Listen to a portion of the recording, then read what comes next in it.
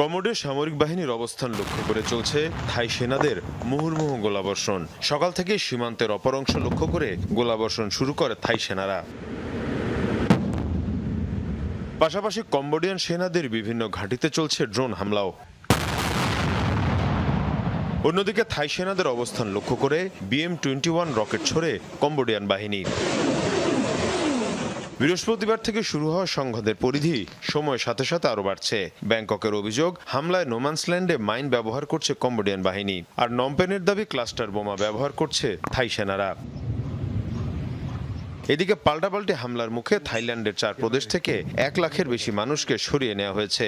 অন্যদিকে কম্বোডিয়ান সীমান্ত থেকে সরানো হয়েছে প্রায় 20,000 বাসিন্দাকে।